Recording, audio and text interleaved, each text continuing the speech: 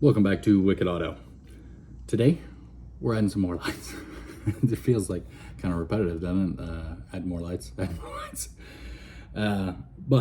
So these are from F150LEDs, and they are the Fender vent lights. On the Super Duties, where in between the front fender and the driver or passenger door, that vent, or it says F250 or 350, whatever. These go in behind that and can light it up. So I will say originally you're supposed to tap these into the headlights or the marker lights. I'm not going to be doing that.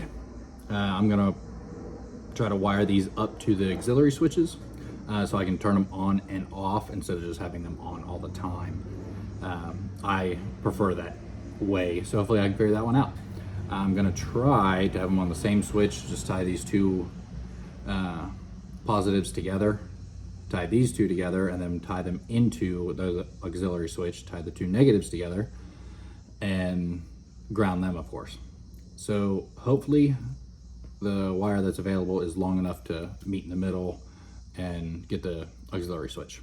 So let's go ahead and look at the fender vents themselves.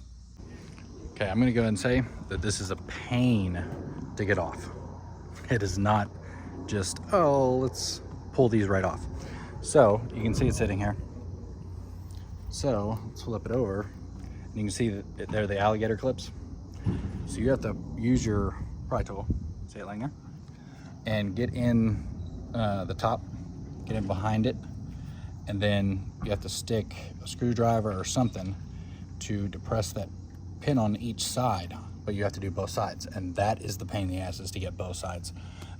Especially when it came down to this bottom one here. You can see I digged up on the underneath side because I used a regular flathead screwdriver.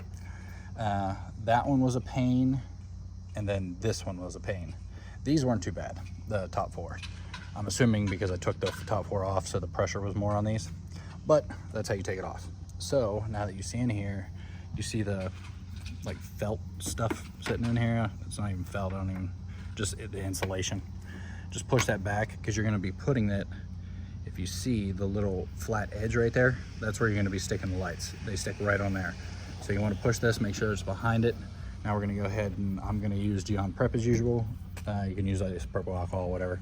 I'm going to clean them off, and then we're going to stick the lights in there. Wire's going to be pulled up through.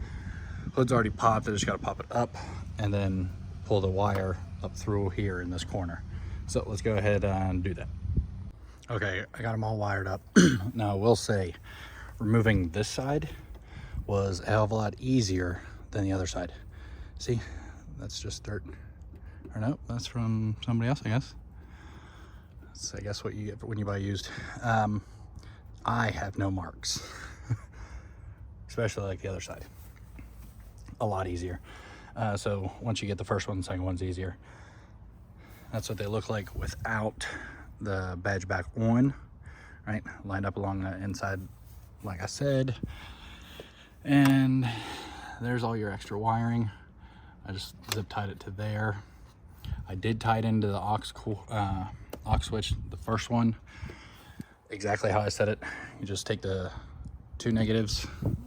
Let's see if I can pull them up here. There we go. See? So I used the included T-taps and T-tap the two blacks together, and then T-tap the two reds together, and then just tied it into the aux switch with another T-tap that I already had. And just added the ring for the negative to put it on the battery, and it works.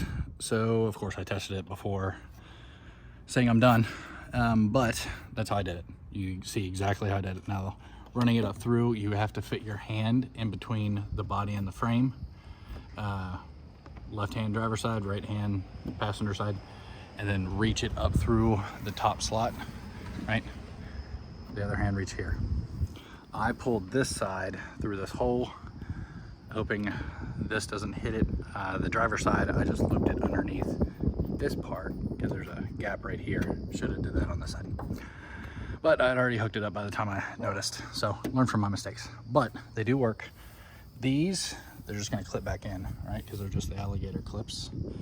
So let's get that lined up.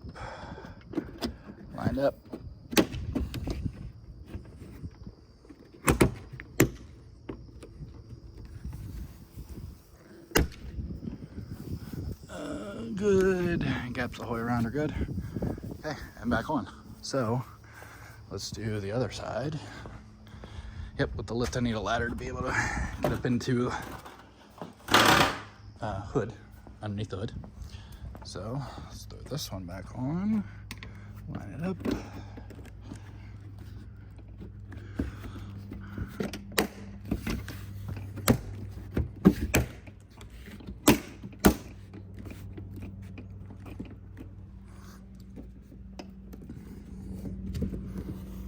All gaps good, cool. All right, so I just turned the truck on, then started, of course, still need to.